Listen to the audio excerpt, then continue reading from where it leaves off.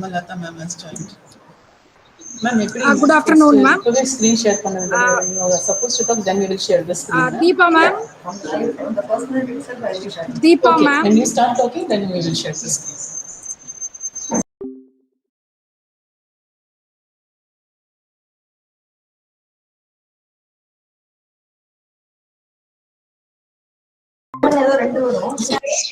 Hello, Deepa, ma'am.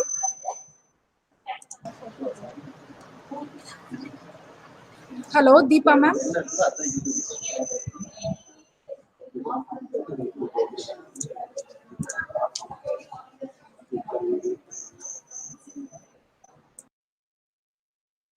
So, is my voice audible?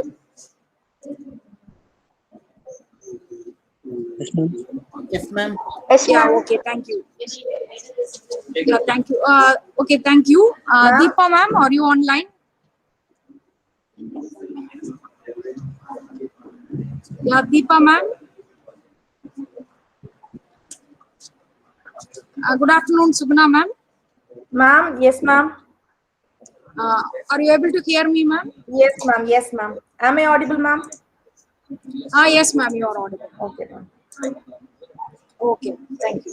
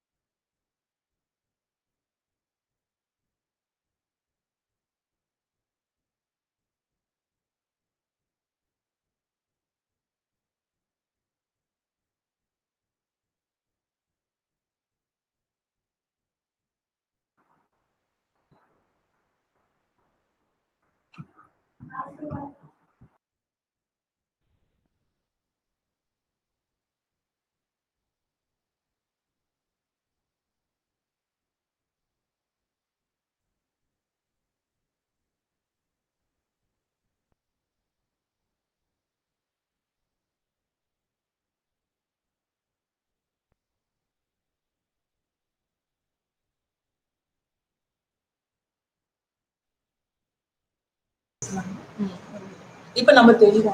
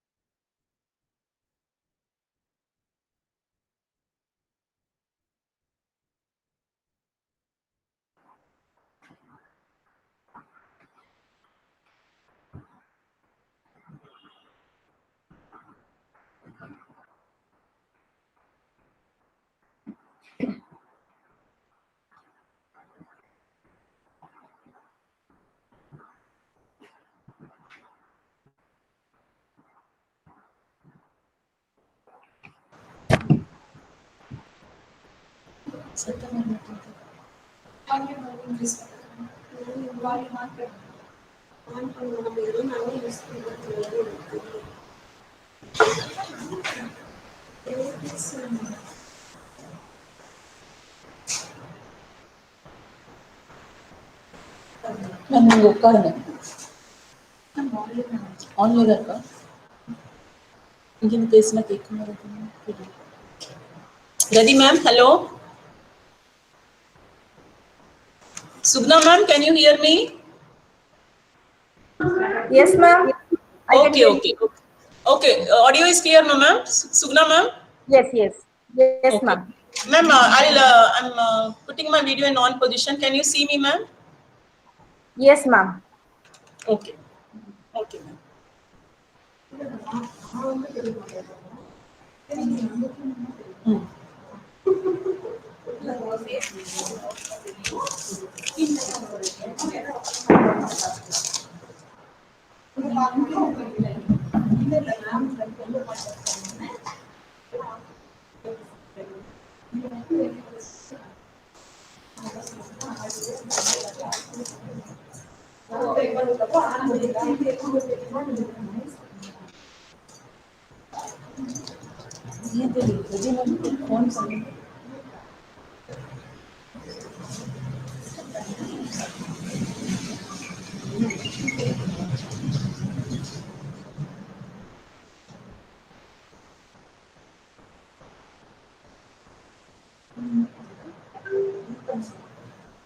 YouTube link. YouTube link share with the students.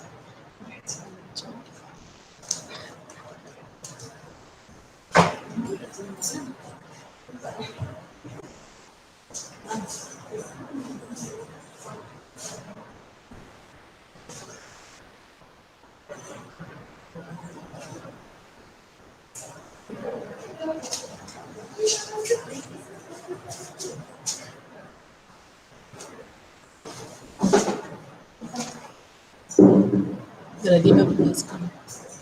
Hello, Radhi ma'am. Hello, ma'am. Hello, Radhi ma'am. Can you hear me, ma'am? Hello, ma'am.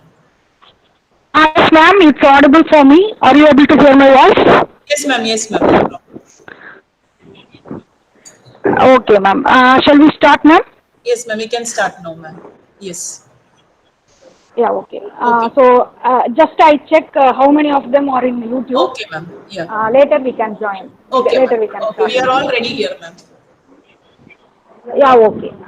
So we can start the session in few more minutes.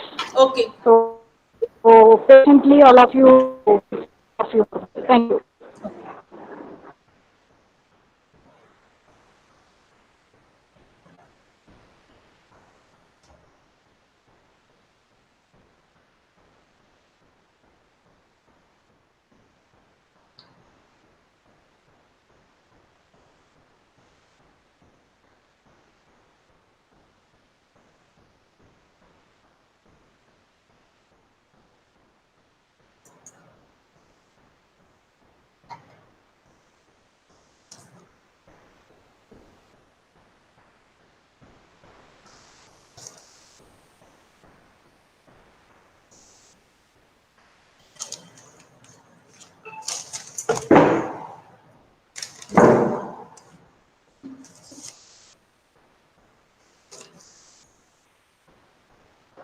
Good afternoon.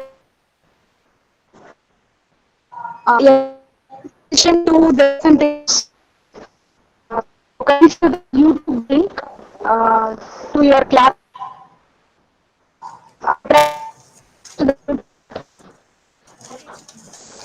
It is sent to the group.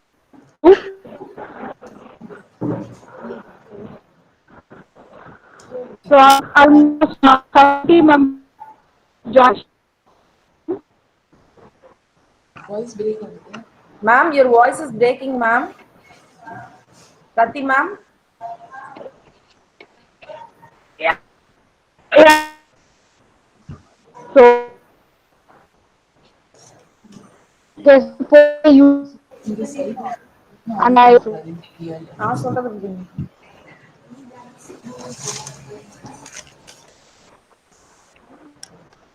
என்ன பண்றீங்க? கொஞ்சம் தெரியுது.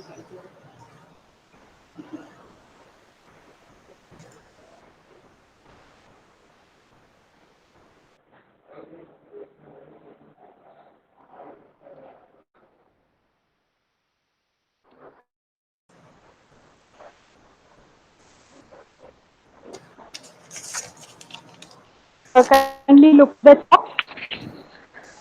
So the YouTube link is in chat.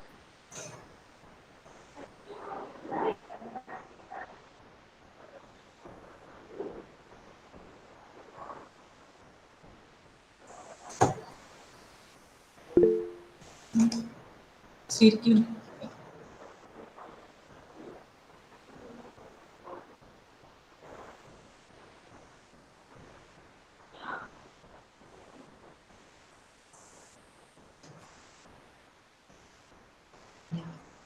Video of பண்ணி பேசிட்டு நான் என்ன சொல்ல சும்மா என்னோட சாப்பிட்டு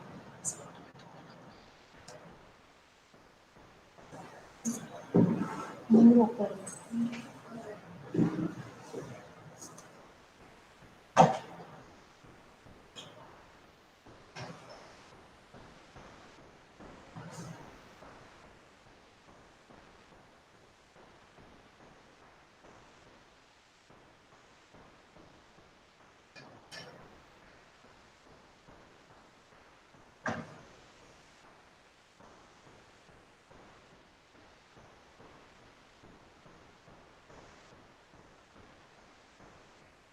வெற்றி சொல்லுங்க.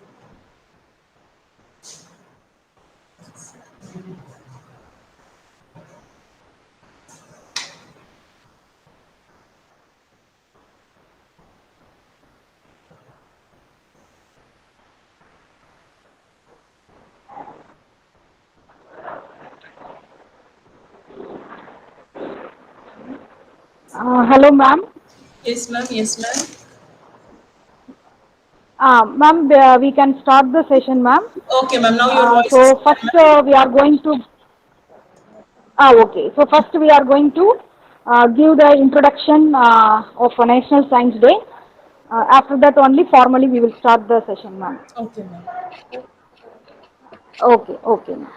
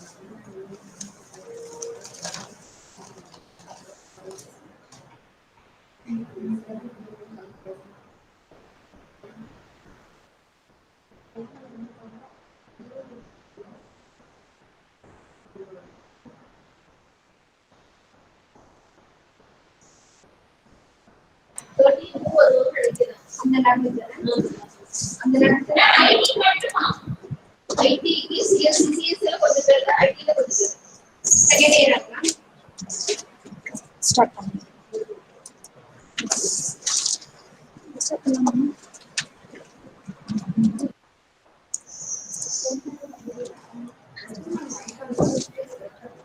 Hi partner, what are you doing? Hi partner. Hi partner. Simply watching TV. Oh, okay. Have you seen my status? What? What status? What is the status? The status is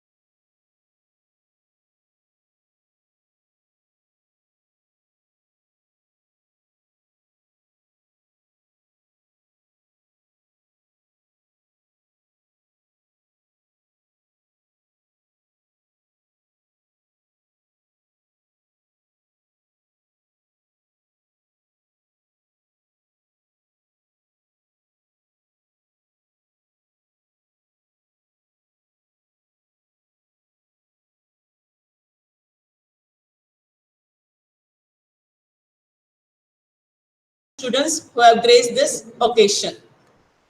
So, National Science Day is celebrated on February 28 every year across India. The National Science Day commemorates the invention of Raman effect by the great Indian scientist and physicist Sir Chandrasekhar Venkat Raman. Sir Raman, on the same date, had invented the Raman effect in the year 1928 for his contribution in the field of science. Sir Raman was awarded with the Nobel Prize in Physics in the year 1930. By celebrating this day as National Science Day, we show our dignity and respect to the famous Indian scientist for his contributions in the field of science. The main objective of National Science Day is to bring awareness to people about the importance of science in our daily life and to encourage people by popularizing the science and technology. Every year, the day is celebrated with a particular theme. And the theme for this year, 2021, is Future of Science, Technology and Innovation, Impacts of Education, Skills and Work. Now, as a part of celebrations of National Science Day, Science Club FENMAT coordinators have conducted online quiz for the first year BE BTech students with enormous response, and e-certificates have been distributed to the students for their appreciation and participation. I once again welcome all our faculty members, HODs, all dignitaries, and our special guests, and my dear students, welcome to the session. Thank you.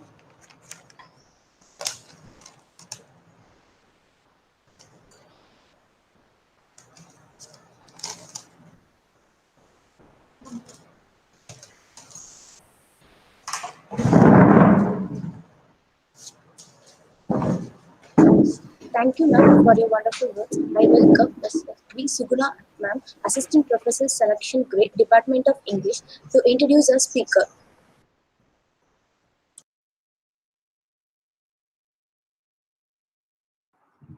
Good afternoon, everybody. I am Mrs. Suguna from the Department of English. It's my absolute pleasure to introduce our resource person, Dr. S. Gomati, Professor of English, Vellalar College of Engineering and Technology, Autonomous, Erode. She did her UG and PG degrees in English Literature in B College for Women, Autonomous, Virudunagar, which is one of the leading institutions in and around Madurai. I'm very happy to inform you all that she has secured a university rank in her PG, the university being Madurai Kamaraj University, Madurai. She did her MPhil and PhD in English Literature in Bhattiyar University, Coimbatore. The title of her doctoral thesis is Symbolism and Imagery in the Select Novels of Gloria Naylor, who is an Afro-American woman writer. I feel proud to say that her doctoral thesis was acclaimed by the university. She has been teaching English language and communication skills since 2009. She is currently working as a professor in our prestigious institution. She has over a decade-long experience in research and teaching, which are her interest and curiosity. She has also published research papers in the area of symbolism and literature in various national and international conferences and journals. Besides these, she has also conducted various workshops and literary association activities as well. In addition to this, she has given lectures on communication skills in and out PCET.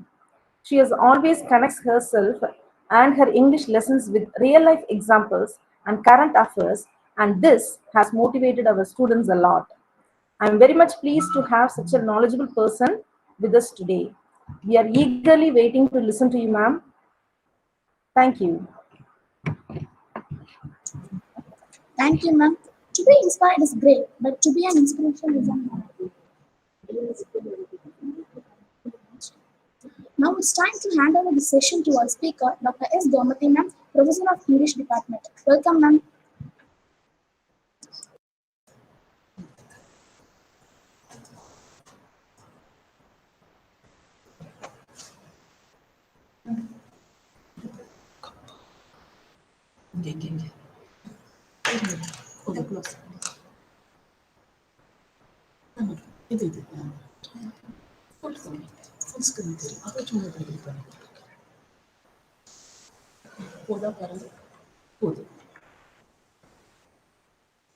Good afternoon, everybody.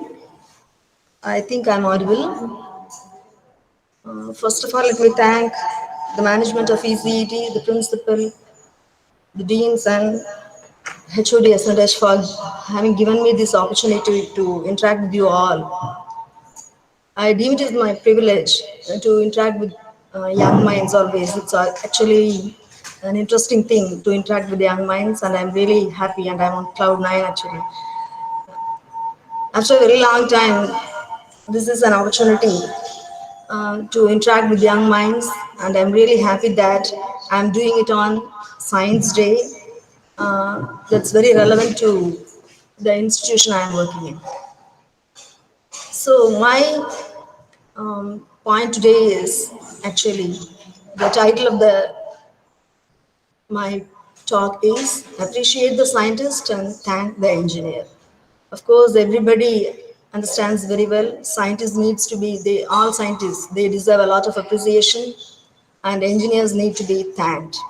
Of course, the point is there because the scientists they explore the natural world and they do find out a lot of things, but they do remain as of academic importance if they had not been actually converted into technology. So it's the engineer who actually converts a whole lot of knowledge into technology so that it comes to real life application, and people are really able to enjoy the fruits of knowledge.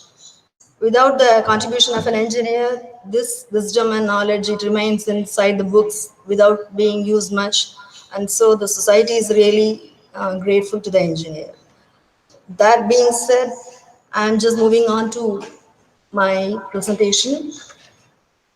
As you know, as all of you know, it's the first National Science Day. It was celebrated on February 28, 1987, and the celebrated Indian scientist Sri Chandrasekhar Venkatraman on this very day in 1928, discovered a phenomenon of scattering of photons, and it came to be known as Raman effect after his name. And after 2 years in 1930, Nobel Prize for this remarkable discovery was awarded to him. And to mark the discovery of his famous phenomenon, National Science Day is celebrated in India on this day every year. So these are all facts. Okay, so of course things happen throughout the year, but it's what's very important is what we really actually uh, gather from those events. Okay, we cannot let things pass by. So many events happen every year, every day, in every corner of the world. So many things happen, but only some events and some personalities they do inspire a lot. They do inspire everybody a lot. Say for example, our great scientist, our ex-president Dr. Abdul Kalam, with his words and action he inspired everybody, every student in and across India, and so only very few people could do that. So on this very day, we actually, with much respect, we do recall, we do pay our honors to Dr. Chandrasekhar Raman, Sir C.V. Raman, popularly known as Sir C.V. Raman. And so this day is actually celebrated to spread a message about the significance of science and its application in daily life, and to display all the activities, efforts, and achievements in the field of science, and to discuss all the issues and implement new technologies for the well-being of the society. Of course, everybody knows that without, as I said already, without technology, science remains within the constraints of within the pages of a book, and it is the whole engineering community. By their tremendous contribution, they make alive what's actually printed in the papers of any book. So, engineers are to be appreciated a lot and they are to be honored. Of course, once Albert Einstein said, scientists investigate that which already is, and engineers create that which has never been. There is a lot of truth in this statement, of course. Scientists only investigate and they find out and explore the knowledge and how the natural world operates, and they bring forth to the world so many things that's implicit in the natural world. But it's the engineers who create that which has never been. Based upon that knowledge and science, engineers work upon, they put in a lot of effort and they do actually solidify all the knowledge, they do actually put into practice, they do actually design certain things, they do implement certain practices, and at the end you get very wonderful things on which you can move your life upon. So science and engineering are like twin children. Science and engineering, without science engineering cannot exist, and without engineering science is almost becomes it's useless. Okay, so science and engineering, they are like twin children.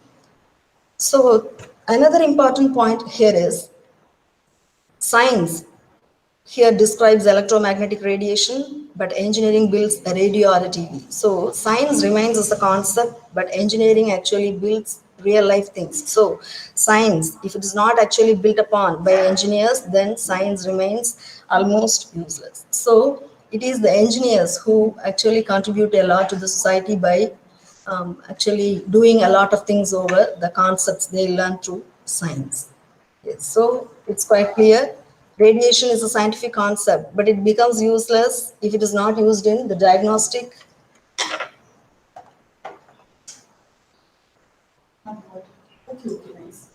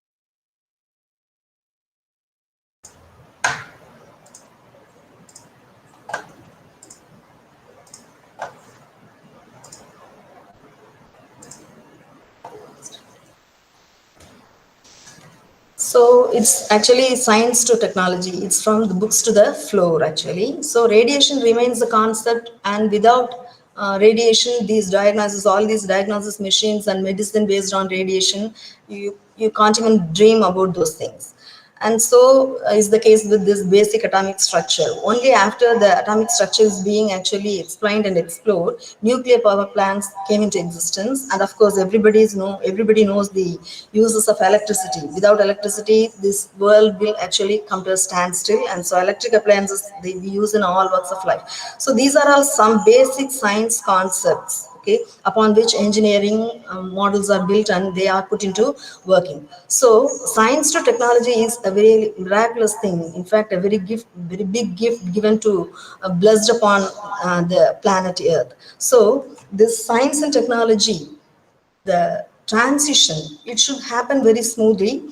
And another important point is this can be considered as a bonus. Once science is actually explored and when some technology is involved, another miracle happens. Actually, with the help of that instrument or with the help of that apparatus, again, scientists will be able to explore further more knowledge, explore further and add further more knowledge to develop useful technologies. Say, for example, a microscope and a telescope. Lippershey used actually scientific knowledge of the properties of light and lenses to design his telescope. Okay, so and two Dutch spectacle makers, father and son team, Hans and Zacharias Janssen, they created the first microscope. The invention of the telescope and microscope depended on the scientific knowledge of light and lenses. And afterwards, what happened is the telescope and microscope, with the help of this telescope and microscope, the scientists could view a world of distant and tiny objects to a furthermore extent. So they could see objects that are not seen already, and they could watch objects that are not watched already. So after the excellent usage of these microscopes and telescopes, technology actually helped them a lot to get more knowledge and adds to science. So it's a very interesting cycle. Science leads to technology, and again, technology leads to more science. And more science again means more technology, and again, more technology leads to more science. So this is a very interesting cycle. And so, being engineers, you should really be proud of being a part of this interesting system. So this science to technology is very interesting, and the important point is being an engineer, you should actually take pride because engineering and technology changes rather it can we can say it rather improves the way people live because it's they who decide how people live. Without the invention of these modern gadgets, our lifestyle would have been completely different. So engineering and technology changes and it improves the way people live. So it's they who decide how people live. It's the engineers who decide actually how people live. After the invention of smartphones, our lifestyle has entirely changed. After the invention of electric cars, our lifestyle has entirely changed. After the invention of aeroplanes, our lifestyle has entirely changed. So it is in the hands of engineers. The world is in the hands of engineers. However much the scientists try and explore new ideas, it is the engineers who design and implement certain things. Only after the invention of certain technology, the whole science comes into effect, and you should really be proud of being an engineer. So, to be honest, doctors make sure you live. They always actually try their best, put in all their best efforts to make sure that you live, you exist. But it is the engineering community that ensures you that you live comfortably and peacefully. Okay, so I hope you agree with you. All of you would agree with my point, because there is no point in merely existing. Okay, you will be alive. That's all. You will be breathing in and out, but you will be existing. You will be there. But what makes life hopeful? What makes life comfortable? What makes life peaceful? That's very important. And there comes the role of the engineers. So doctors make sure you live, but engineers ensure you live comfortably and peacefully. And for that, the great amount of applause goes to the engineers. So this being said, so you are part of something very big. By this time, you would have understood you are part of something very big. This is not something about writing internals, clearing all these exams and getting a graduation or getting a degree and just going on to or moving on to some particular job, settle down there, earn money, live, breathe, get married, and then move off. This is not something like a regular career, because there are so many careers on earth they are not meaningless. I can't say that they are meaningless, but this particularly engineering profession, it's actually something very big. It's actually kept in the highest regard by the society for the contribution they have made to the society. So you should actually take pride for being part of this lineage, because it gives that confidence to move on and do better. Okay, so society always recognizes and rewards scientists and engineers for their contribution. And at this point of time, you must really understand what should you do, and what it does take to become a successful engineer.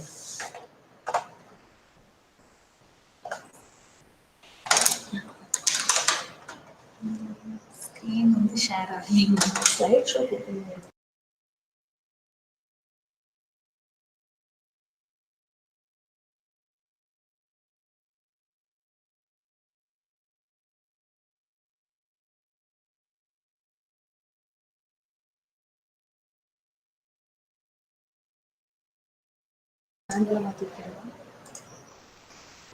ನಿಮಿಷನೂ move ಆಗೋದಿಲ್ಲ ನಾವು ಮಾತಾಡೋದು.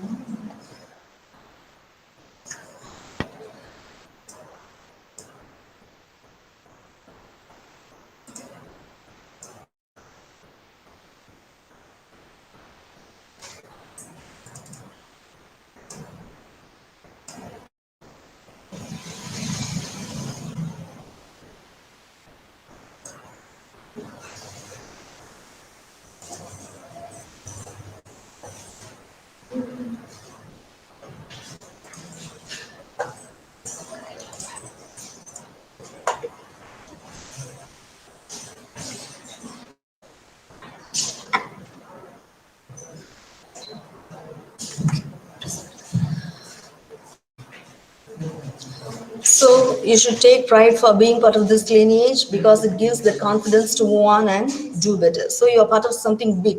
Please do understand that you are not a regular, actually you are not going to take up something very regular, something very ordinary, and that doesn't mean much to the society, because you are part of something very big, and people are actually really waiting to have, and the entire planet is waiting for there are so many issues to be resolved, and it is from the engineering community that people expect answers from for all those issues. Of course, scientists would be there, they would be exploring things, and they would be giving you concepts and ideas, but it is the duty of these engineering students and engineers to actually find out something new, innovate something, and then actually put a decent full stop to all ongoing issues. It is in the hands of the engineers, and so you should really take pride. You should be really proud to be part of this big group called engineers.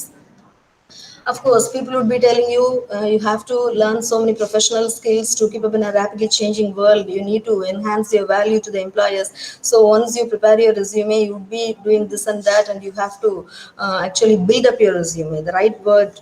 You cannot write your resume overnight. You have to build your resume actually. Building means actually brick by brick. You have to build the entire thing on, because it's a very big process, and you have to gather up skills. Okay, and you can liken all these skills to bricks and cement, and so from the first year itself you need to actually gather these skills: communication skills, teamwork, adaptability, work ethic. I'm not going to bore you with all these concepts, because these are all regular concepts which everybody would tell you that you have to gather before you sit for a placement test. So there are certain professional skills which you need to actually acquire from the environment, like communication, teamwork, adaptability, and work ethic, interpersonal skills, and time management. But apart from that, there are certain things that are really needed to become a successful engineer. So in the next part of my presentation, I'll tell you what it takes to be a good engineer, what it takes to be a really efficient engineer, and how do you qualify yourself to be an engineer. Okay. So, how do you, just by acquiring a degree called BE or BTech, people won't believe, and you yourself cannot give you the credit that you are an engineer, because only you can be a graduate, you can be an engineering graduate, but only when you use your brain, and only when you apply all your skills and contribute something to the society, then people will be actually be happy to call you an engineer. So to qualify yourself to be an engineer, or what it takes to be an engineer, that's the real big question. Before you move out of the campus, you might have acquired all those subject knowledge, and all those papers and all those credits will be there with you, but are you a successful engineer really depends upon the way you contribute to the society and scientific community. So for these, I have listed some 7 points which are very, very, really important to become a successful, qualified engineer. First of all, you need to define your goals. And then the second point is improve your problem solving skills, and you need to focus on details. And fourth one, you need to learn from your mistakes. And fifth one, you should be ready to embrace change. You should be optimistic, and you should stay flexible. These are all some common words and phrases you must have come across by the time, okay? By the time you finish your plus two, you might have come across certain phrases like this, but actually they really mean a lot, because only when you understand the real meaning of all these words, when you enter the campus of an education institution for doing your graduation, you'll really be able to channelize your strengths properly.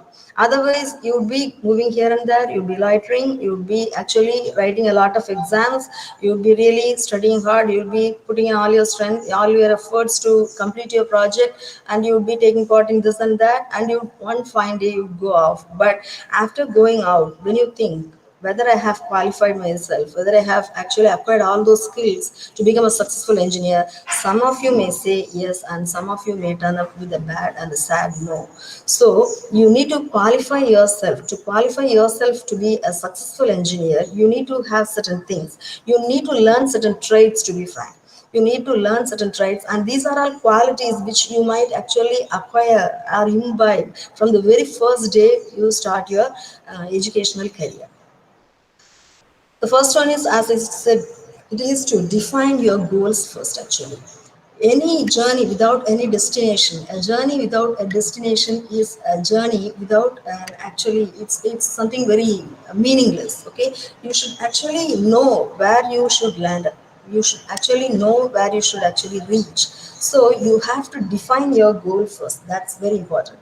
And for this, I would like to tell you a story. And for all these 7 points, I have actually, thanks to Google, I have actually come across certain stories which are really interesting. And so I'll first give you the first story of this day. The first thing, define your goals. Actually, yeah, life is like an empty glass jar, and you can liken your ambition to a rock, and all your best interests, your hobbies to pebbles, and all your unwanted habits to sand. So just remember this image: life is like an empty jar, and so your ambition is like a rock, and all those your hobbies and interests can be likened to pebbles. Pebbles na kulangal. Okay, and the third thing is sand. Sand, of course, you can liken it to your unwanted habits.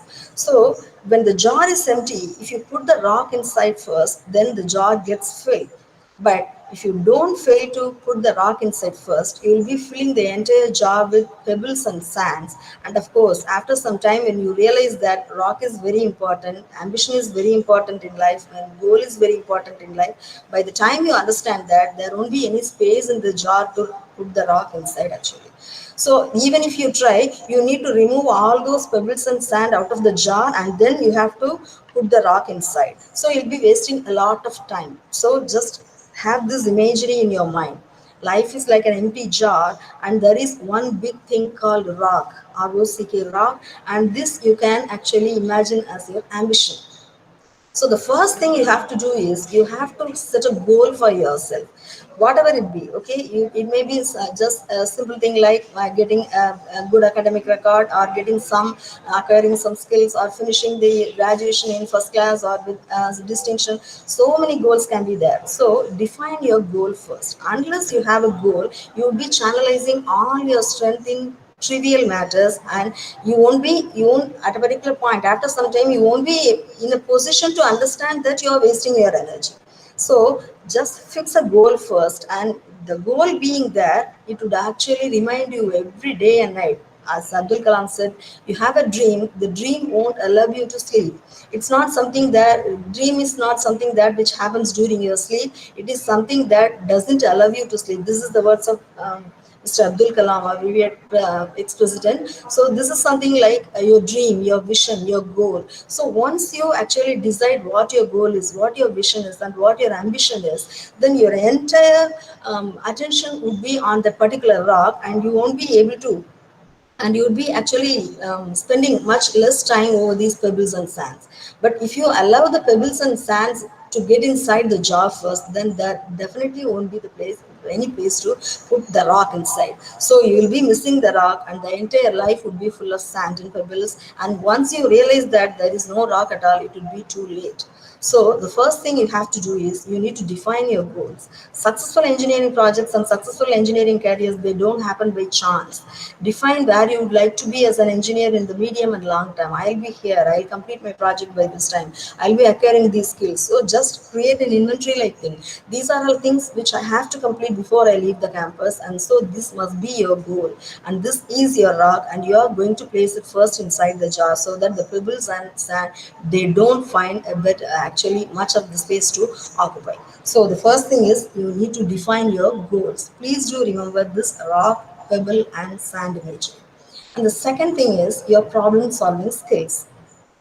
Because engineering community, the very concept of engineering is you are actually providing a solution to the society for some problem. You are actually offering a solution. So the very basic point is you need to solve so many problems. Okay, so the problem solving skills, it starts with first actually you need to identify the issues clearly, and you should be clear about what the problem is, and you should understand. So there are so many things, but problem solving skills, it does depend upon the attitude you have. Of course, these are all very common, important words. When you actually start solving a problem, these are all some key words: where, when, how, what, why, okay, why, who. And so, after answering all these questions, you arrive at a solution. So, problem solving skills is very important.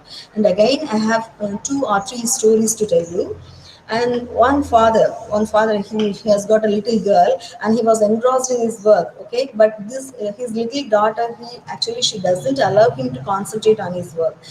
So she's playing, she's moving here and there, and she's playing, and she's shouting.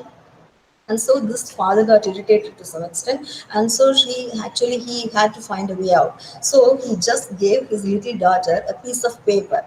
He actually tore a page of a printed map of the world map from a magazine, and he tore it into pieces, and he gave the whole thing in a bowl to the little girl, and he asked her, his little daughter, to actually assemble those pieces. Actually, what he thought was this is a world map, and the daughter is a small girl, and so it would take really a lot of time to assemble all those pieces. And once, actually, it would take a lot of time. So, and he will be having enough time to finish his work because the daughter would take a lot of time to, yes, combine all those pieces. And so to bring together a world map is not an easy job. So he was very happy that he has actually found a very good assignment to his little daughter so that he can do his work without any worry. But something like a miracle, something like a miracle happened. Actually, within some 10 minutes, okay, or within a very short time, within a few minutes, the girl returned to the room where the father was working. And she actually, the father was quite surprised, and he was actually surprised to the core when he saw what actually the paper on the daughter's hand. It was a perfect world map. He was actually thoroughly puzzled. He couldn't even believe his eyes. He couldn't even understand what really happened. Within 10 minutes, how can a 7 or 8 year old girl combine all those pieces and bring a world map? It's something very big. It's something very surprising. So he was quite surprised. And the climax of the story is the answer the daughter gave. Of course, he asked his daughter, how could you do this so quickly? And the daughter replied, and there lies the answer. The daughter told, Daddy, there is a woman's face on the other side of the paper, and we made the face perfect. I got the map right. This is the answer that young girl gave. Actually, so there is always the other side. So the problem solving, when you actually start solving problems, you have to look at so many sides of the problem, because our education system tries students only to look things at a certain perspective, and you don't have this type of logical thinking, lateral thinking, and a bird's eye view. These are things that are not actually taught to you when you are inside the classroom. So these are all some certain traits which you have to practice outside the classroom. You need to read a lot, you need to listen a lot, and you need to put your mind. You need to actually take a lot of efforts to have a 360-degree thinking. But without knowing any of these things, the young girl actually could do this, because when she got the whole thing, she actually she might have assembled all the papers, and to her surprise, she might have noticed that there is one eye and there is an ear. So she just started assembling the face, but on the other side, actually the problem got solved automatically. So looking at the other side of things is always very important. There is another story, and five wise men, they got lost in the forest. The first one said, okay, they all actually they were lost mid forest, and so the first one said, I'll go left. The second one said, I'll go right, and the third one said, I'll go back, and the fourth one said, I'll go straight. But the fifth one was a wise man. He said, okay, I am not going to move forward without knowing what actually lies ahead.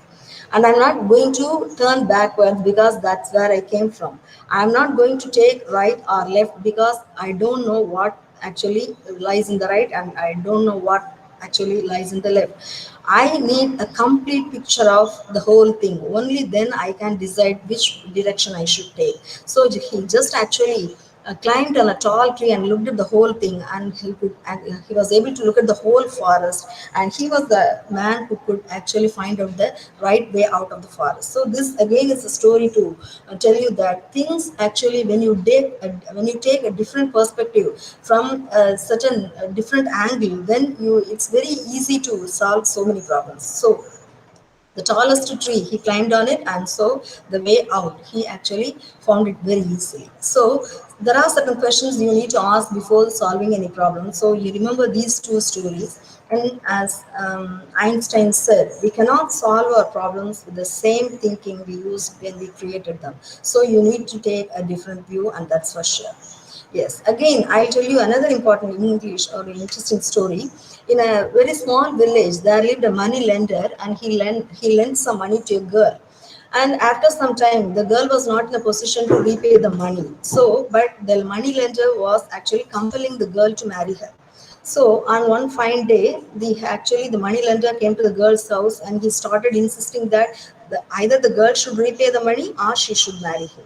But after some time, they came to a proposal. They arrived at a proposal, and the moneylender told the entire crowd that in a bag I'll put two pebbles. One is white in color, and the other one is white, and the other is black. If the girl chooses a black pebble, she has to marry me, and if she chooses a white pebble, okay, I actually let her go, and she needn't pay the money back.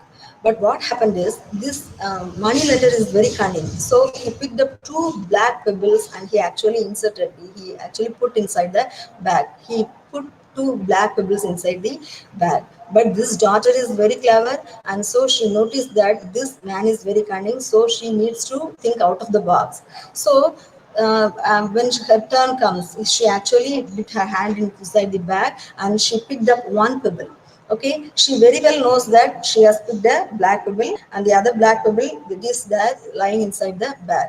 But if she opens her hand, then everybody would come to the conclusion that if this is a black pebble, then she needs to marry the money lender. So she just let it down. She accidentally, actually, she intentionally she let the pebble down. So, and the crowd was actually, people were talking to each other. So, how can I know? Okay, you have picked out something, but you have dropped. Then, how do I know? How do we come to know that which color pebble actually you picked up from the bag? But the girl is very clever. She told the entire crowd that, okay, I'm sorry, I shouldn't have made the mistake, but anyhow, I dropped the pebble. But just look at the bag.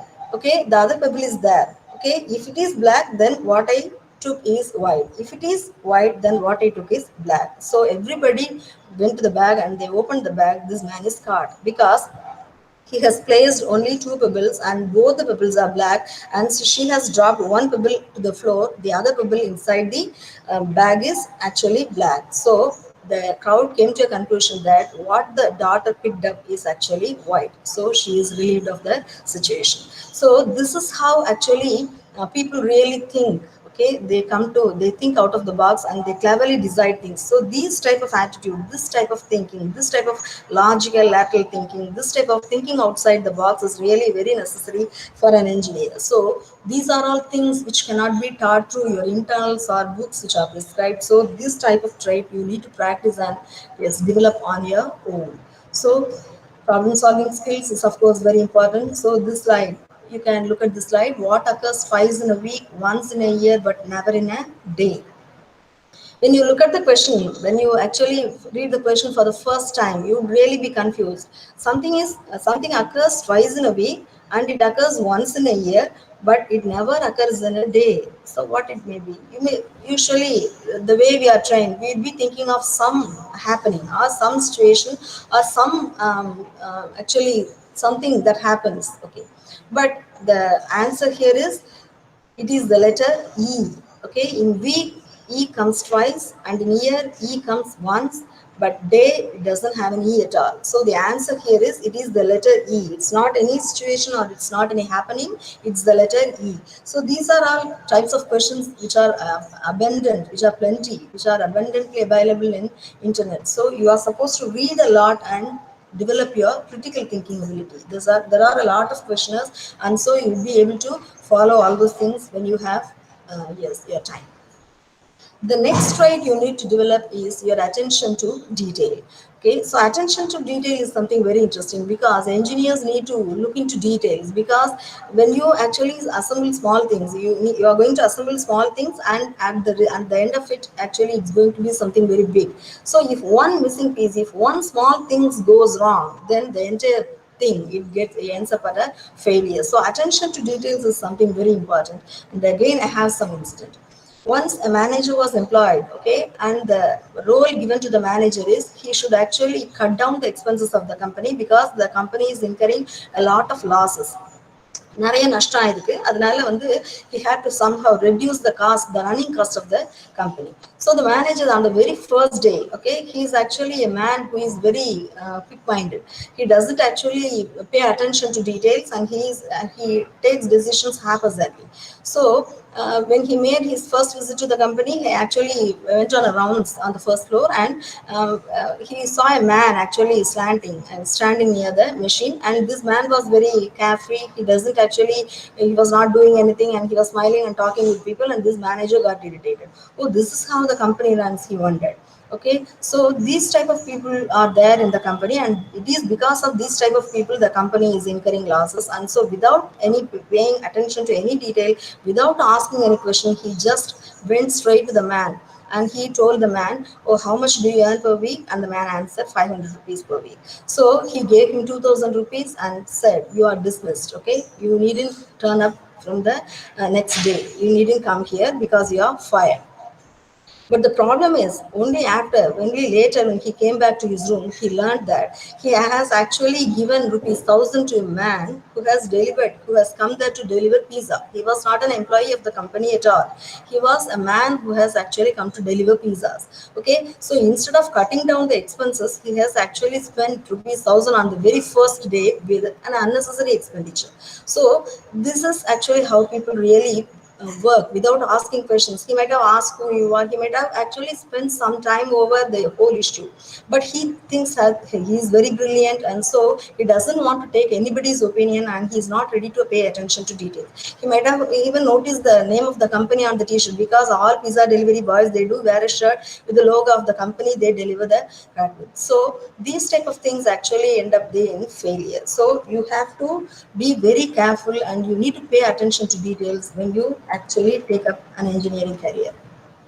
The next point is, the mistake is the best teacher. So it's okay to make mistakes as long as you learn from them. Because if you are not committing any mistakes, that does mean that you are not trying at all. So instead of not trying at all, you need to try, you need to do a lot of things, and you'll be committing a lot of mistakes. But it's okay to make mistakes, but you should learn actually what went wrong, and you should not repeat those mistakes. So in school, you are actually taught a lesson and then given a test. But in life, you are given a test and then it teaches you a lesson. So you should never forget the lesson life has taught you, actually. But in schools, the vice versa happens actually. You are taught so many things, and after the lesson, you'll be given a test and you'll be able to answer.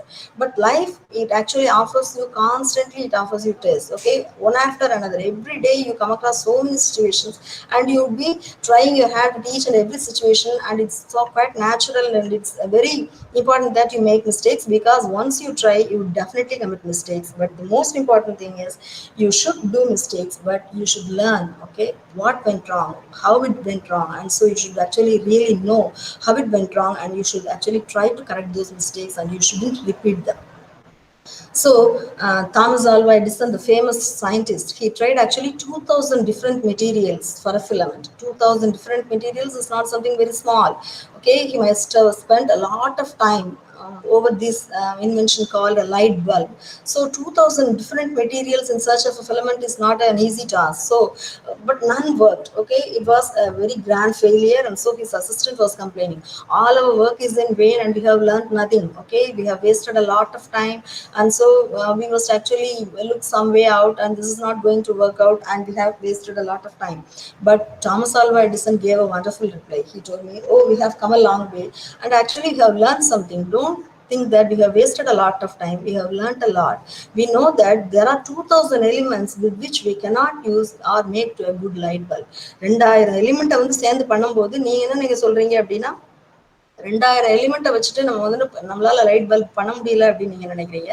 நான் என்ன நினைக்கிறேன் அப்படின்னா, நம்ம கண்டுபிடிச்சிருக்கோம். என்ன கண்டுபிடிச்சிருக்கோம்னா, 2000 எலிமெண்ட்டை வச்சுட்டு இந்த light பல்பை பண்ண முடியாதுன்னு நம்ம கண்டுபிடிச்சிருக்கோம் அப்படி. So this is the way actually scientists and engineers look at things. Okay, anything, whatever you do is an experience, is a test, is something actually happening to you, and you are going to take the fruit out of it. Okay, if it is a success, okay, be happy and you can enjoy that success. If it is a failure, learn something out of the failures, and this is the attitude an engineer should develop. And so, of course, when you actually come out of the comfort zone, you are, as an engineer, you would always be faced with problems, and you need to actually change your attitude, and there would be growth only when there is change. But changing is not something very easy. To getting adapted to change is not actually very easy, and so human mentality is to resist change. Okay, whenever something new comes, we would automatically resist. எது புதுசா வந்தாலுமே நமக்கு உடனே வந்து அதுக்கு பழக மாட்டோம். We would actually resist. And but actually engineers should have a mentality, they shouldn't resist change, they should actually try to embrace it. They should actually wholeheartedly welcome, embrace and love it. Because only when things change, only when your attitude changes, only when the principles change, only when the working, only when the functions, only when the team changes, only when the opinion changes, there is some growth. So you cannot expect anything fruitful from a mind that is very stagnant. Okay, mind is something very dynamic, science is something very dynamic, and these principles are very dynamic. So when everything is very dynamic, you cannot be stagnant, you need to change as well. And so don't resist change.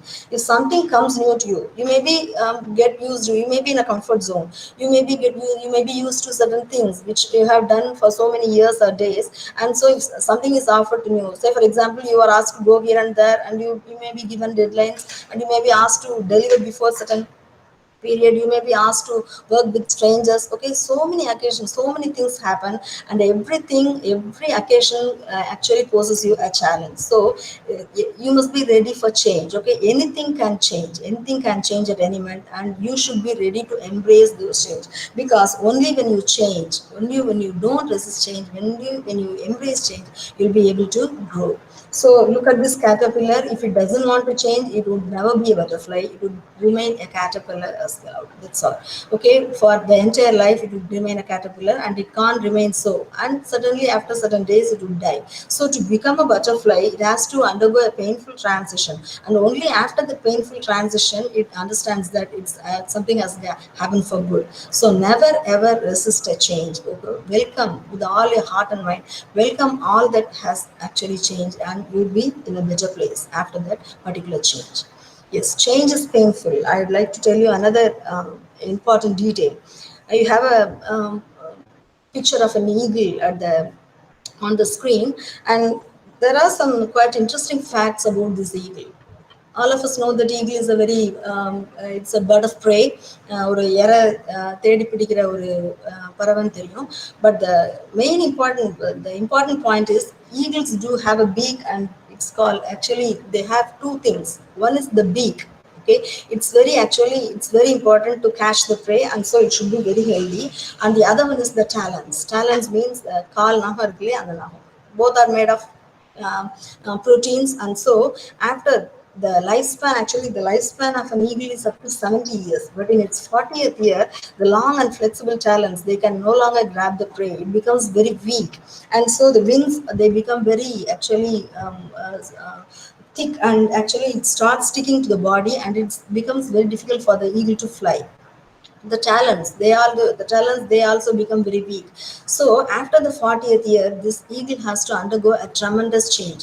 Please do note that the average lifespan of an eagle is 70 years, but in its 40 years, okay, talons would be weak, the wings won't cooperate, and the nails and the sharp beak, it becomes very blunt, and the eagle would no longer be able to exercise the same strength over its body organs as it did some 40 years ago.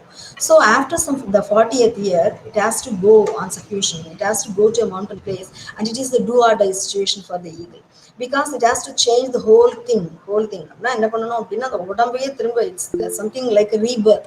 உடம்பையே அப்படியே புதுசா சீரமைச்சு மறுபடியும் சரி பண்ணி திரும்ப அந்த மிச்சம் இருக்கிற அந்த 30 வருஷ லைஃப்க்கும் அந்த உடம்பை ரெடி பண்ணணும் அப்படின்னா, it has to undergo a tremendous change, and the process is very painful, because it has to pluck each and every one of its talons out. அப்படியே கொத்தி ஒவ்வொரு நகமா வெளியே எடுத்து it has to throw out actually. So after plucking out all its talons, and it had to actually pluck out its own beak. Okay, because it has become very soft, it's not actually strong. The talons have become very weak, and so it has to pluck out its beak as well as its talon. The eagle, it actually undergoes excruciating pain when the whole process is on, because it's so painful. But the eagle has to undergo that pain. If it doesn't undergo that pain, then it is the do or die situation. Then it won't be able to catch its prey anymore, and it will definitely die. So this painful process is something which the eagle cannot avoid. So it has to undergo a tremendous transitional period, which is very, very, very painful. But the eagle likes it, and it has a determined heart. God has created, it's a wonderful creation of God. God has created in such a way that the eagle withstands and does all the pain, and it actually stays on a hilltop for over months, because it has to wait for a long time until the talons and the beak grows back. So it waits there for a long time, and then again with renewed strength and energy, it flies back to the plains, and then it again lives for 30 more years. So this, if had not been this transition been there, then definitely this ego would die. So this do or die attitude is something in every engineer should possess. There would be definitely a point of time in your career and life where you have to yes, accord change, where you have to welcome change and you have to transform yourself with the new technology arriving at. Otherwise you won't be able to work with. Okay, everybody will face a problem because technology is very something very dynamic and it changes day to day, week after week new technologies are coming, and so every day some new principles and some new inventions would be there, and it is the duty of engineer to actually change his attitude and embrace the change. And so this is one of the important attitudes an engineer should develop. For this, Alvin Toffler has actually given a wonderful quote. He always says, actually, learn, unlearn, and relearn. You have to learn something, and after some time, you have to disassemble those pieces and throw the old knowledge out. You have to disassemble out. Disassemble means you have to break the pieces out, and then you have to assemble them in a newer way so that you get some new knowledge. So, learn, unlearn, and relearn is the key word to develop this skill. Next thing is you need to be very flexible. You need to be very flexible because you cannot actually demand such type of a strength or a very some stagnant or a very determined attitude from people, because there are so many other factors that influence any invention or a project. So when you do a project or when you do something about your engineering career, there would definitely be certain point of time, at certain point of time definitely you'll be coming across certain challenges and you need to be very flexible. But during those situations, if you are very determined and if you don't bend at all, then you really break. So you should learn how you should be flexible. You should actually have this imagery in your mind, this rock and water. So if there is any problem, you should actually stand like a rock. Amidst the problem, you shouldn't break off. Actually, you should stand like a rock. But you should look at the water too, because water actually flows with a lot of strength and it goes on and on. But when it actually faces a rock, it dashes against the rock, but it doesn't actually backflow. Have you ever seen a river or a stream that actually after dashing on a rock, has it ever backflowed? It never happens in nature, because water, when it actually dashes against an obstacle, either it actually goes over the obstacle or it actually takes a turn away and it actually yes, moves on. It flows around the rock and then it moves on. It has its own way of moving. Okay, so இந்த மாதிரி problem அப்படிங்கிறது லைஃப்ல வரதான் செய்யும். You should stand like a rock. மோதி பார்க்கணும், மோதி முடிஞ்சுன்னா you should never come back. மோதி பார்த்துட்டு ஒன்றும் மேலே கூட போயிடணும், இல்லை போக முடியல, otherwise you just take the other way around. Either way you should be moving on. மேலே போயிட்டே இருக்கணும். You should never actually give up. Never ever give up, and this is another important attitude every engineer should possess. And again, the last thing, you have to be very optimistic, because when you do a project, there won't be, it's not a flowery bread. You'll be coming across a lot of challenges, and sometimes there is a beautiful quote by this Tristan Kane. Actually, he or she he says, sometimes when you are in a dark place, you think you have been buried, but you have actually been planted. Just look at the wonderful message given here. You are not at all buried, actually you have been planted. உள்ள இருக்கிற விதைக்கு தெரியாது, அது என்ன நினைச்சிட்டாங்கன்னா நம்மள பூமிக்குள்ள போட்டு புதைச்சிட்டாங்க, இனிமே நமக்கு வந்து லைட்டே நம்ம கண்ணால பார்க்க போறது இல்லை, நம்ம அப்படியே பூமிக்குள்ள சமாதி ஆயிட்டோம் அப்படின்னு. But actually nature has its own way. கொஞ்ச நாள் கழிச்சு அந்த விதை முளைச்சு வெளியில வந்து அது பூக்களாவோ இல்லை செடியாவோ மாறி அப்புறம் பூக்கள் மலர்ந்து வரும்போது தான் தெரியுது ஆக்சுவலா அந்த ப்ராசஸ், அந்த உள்ள இருந்த அந்த பீரியட், டார்க் பீரியட் அப்படிங்கிறது இட்ஸ் ஆக்சுவலி இன்குபேஷன். உள்ள இருந்தது வந்து அது இன்னும் எனர்ஜியை சேர்த்து வெளியில வந்து இவ்வளவு அழகா ப்ளூம் ஆகிறதுக்காகத்தான் கடவுள் அதை அவ்வளோ நாள் உள்ள வச்சிருந்திருக்காரு. So when you come across a difficult phase, okay, never be pessimistic, okay, never be negative minded, never lose your hope or spirit. So if it is very dark, you think that you are buried again, okay, again deep into the soil, but one day you will actually shoot up the ground and you will see the sunlight. So this is again an important attitude for an engineer, because you'll be facing a lot of challenges when you start a project. Okay, so in the midst of the project, you should never lose hope and actually give it up. So be optimistic. And of course, the last thing is, without much ado, I have to say that creativity is at the heart of any engineering assignment. So creativity is something very important. So creativity இல்லாம இங்க எந்த engineering innovation எதுவுமே நடந்திருக்காது. Say for example, you need to become an expert. ஒரு எக்ஸ்பர்ட்டா இருந்தா மட்டும்தான் கிரியேட்டிவா அல்லது இன்னோவேட்டிவா பண்ண முடியும். So you need to overcome negativity and you have to take risk. புதுசா ஒரு விஷயத்தை செய்யும்போது நிறைய பிரச்சனைகள் வரும், நெகட்டிவா நிறைய கமெண்ட்ஸ் வரும், நிறைய நீங்க ரிஸ்க் எடுக்க வேண்டி, but you have to withstand all those things and you should actually be very creative. இந்த கிரியேட்டிவிட்டி அப்படிங்கிறது இல்லாம இருந்திருந்தா புல்லட் கார்ட்ல இருந்து நம்ம காருக்கு வந்திருக்க மாட்டோம். Button phones we still have button phones, touch பேட்ஸே வந்திருக்காது. ஸ்டார்கேஸ்ல இருந்து எலிவேட்டருக்கு போனது ரிஸ்க் எடுத்ததுனால தான். Social networking sites it's a wonderful example of creativity. இந்த மாதிரி ஒரு பிளாட்ஃபார்ம் கிரியேட் பண்றதுக்கு people do think they do putting a lot of risk and the attitude does matter. So what is very important is you need to be very very very creative. Only creative minds they do give solutions to all the problems. So the final point is creativity is at the heart of engineering, so try to be creative. This is something very important because you need to actually learn to be creative. This is not something which can be taught through a book, so you have to be creative and you should actually spend a lot of time over this trait and improving this skill. The final point I would like to make here is you should actually, you do contribute to the society. So getting a degree and clearing all your papers and learning a particular job and earning money is of course important, but what do you contribute to the society matters much, because modernization is happening in every aspect of life, and the greatest example of implementation of science and technology in every nation is happening right in front of our eyes. So you need to contribute for the growth of the nation, for the growth of the entire community. Engineers should do contribute something. They do only if they contribute something to the society, the validity of the degree remains. Otherwise, it's a degree in paper, and you won't be able to do, you won't be able to contribute anything to the society in a positive manner. So this is not just a degree, and the society expects a lot from you, and so you are supposed to contribute in the real meaning of the word. உங்களோட கண்டிப்பா அந்த ஒரு engineering degree முடிச்சதுக்கு அப்புறம் நீங்க இந்த சொசைட்டிக்கு என்ன பண்றீங்க அப்படிங்கிறது it's very important. So you actually just think after coming to the campus what are you up to. நான் வந்து சாதாரணமாக ஒரு டிகிரி வாங்கிட்டு ஒரு 12 இன்டர்னல் எழுதி மார்க் வாங்கிட்டு ஒரு டிகிரி வாங்கிட்டு போறேன்னா, இல்லை இவ்வளோ நேரம் மாற்றி சொன்ன மாதிரி should I become an engineer with all these traits, because society is actually waiting for people who would solve all their problems. Society has pinned all their hopes. Society has pinned all its hopes on engineers.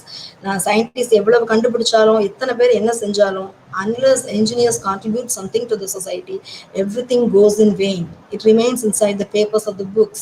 அப்போ அதை டெக்னாலஜியை மாற்றி அதை சொசைட்டிக்கு கண்டுபிடிச்சு அதை கொடுத்துக்க வேண்டிய ஒரு பெரிய கடமை உங்களுக்கு இருக்கிறதுனால you cannot actually give excuses. So when you enter the campus, be prepared, okay? So it's not something a regular career you are going to take. It's something very interesting. People actually they keep you in the highest regard. அதாவது ஒரு bed மெஷினோ ஒரு gate மெஷினோ ஒரு ரேடியேஷனில் வந்து ஒரு diagnosis machines எல்லாம் வச்சு கண்டுபிடிக்கும் போது இந்த பிரச்சனையை கண்டுபிடிச்சதுனால கரெக்டான டயத்தில் ஒரு சர்ஜரி நடந்து ஒரு உயிரை காப்பாற்ற முடிஞ்சுது அப்படின்னா, அந்த மிஷினை கண்டுபிடிச்ச என்ஜினியர் வந்து அஃப்கோர்ஸ் வந்து டாக்டருக்கு நிகராக அவரை பார்க்குறாங்க. Because without that instrument, without that technology, this would not have been possible. So never ever think that only doctors are held in the highest regard. Engineers, இப்போ டாக்டர்ஸ் மாதிரி engineers-க்கும் if you do the right contribution to the society, then there is a lot. Actually, the society wins them.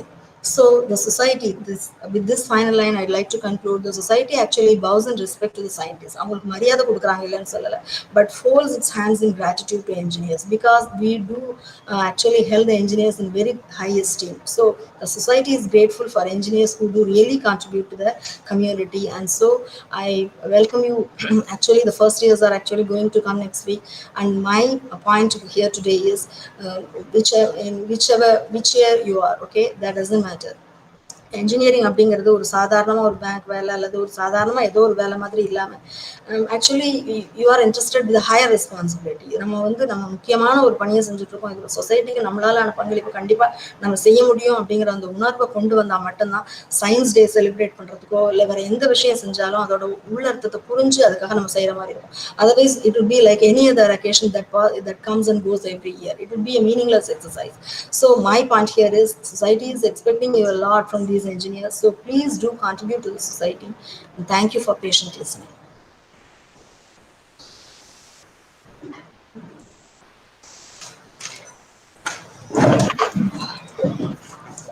Thank you, ma'am, for your wonderful words. No duty is more urgent than that of returning thanks. Now I welcome Ms. Devi, ma'am, Associate Professor of Physics Department, to give the vote of thanks.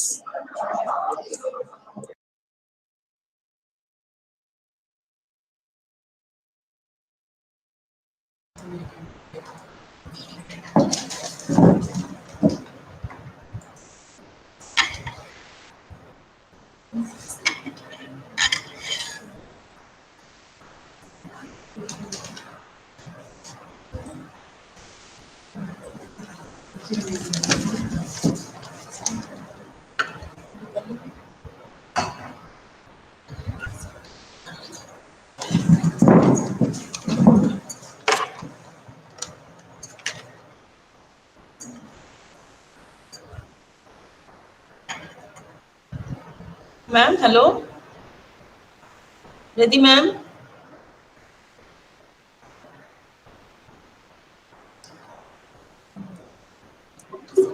Hello, ma'am. Deepa, ma'am. Ah, yes, ma'am. Yes, ma'am. The talk is over, ma'am. Shall we Yes. proceed? Yes, ma'am. Okay, So okay. may I ask the compounder to welcome the Devi? Is she Yeah. available? Ma'am, is Devi ma'am available?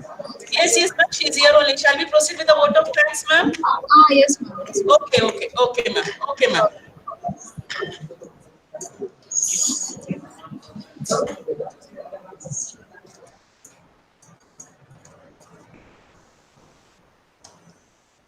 Good afternoon to everyone present in this wonderful occasion. My heartfelt thanks to our secretary and correspondent, Thiru S.D. Chandrasekhar sir, and our beloved principal, Dr. M. Jayaraman sir. My sincere thanks to our Dean, Professor P. Jayachandra sir, and Dr. M. Iswaramurthy, Head of the Department of Science and Humanities. Then my special thanks to our guest, Dr. S. Gomati ma'am, Professor, Department of English, Vellala College of Engineering and Technology, for her inspiring speech. I thank Dr. Deepa Jananakumar, Professor Physics, and Dr. K. Radhi, Professor Mathematics, conveners of Science Club, FinMath, Department of Science and Humanities, for their effort in making this function a grand success. Finally, I thank all the HODs, faculty members, and students. Thank you all.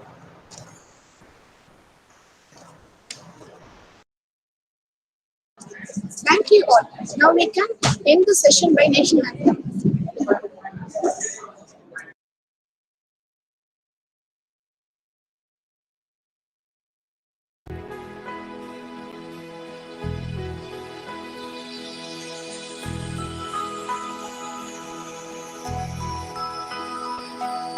जनगण मन अधिनायक जय हे भारत भाग्य विधाता पंजाब सिंध गुजरात मराठा द्राविड उत्कल गंगा विंध्य हिमाचल यमुना गंगा उच्छल जलधि तरंगा तव शुभ नामे जागे तव शुभ आशीष मागे गाए तव जय गाथा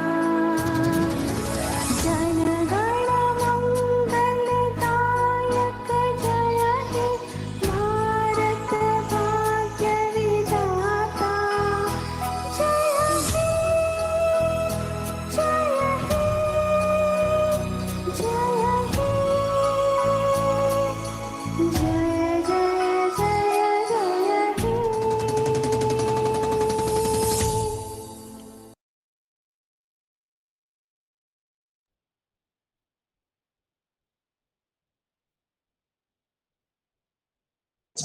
Thank you everyone. You can leave the meeting. Ready, ma'am? Hello. Ready, ma'am? Yes, ma'am. Ma'am, shall we wind up, ma'am? Yes, ma'am. We can leave it. Okay. I'm signing off here. Yes. Okay. Thank you. Thank you, Okay. participants. Thank you, faculty members. Thank you, everyone. So now you can leave the meeting.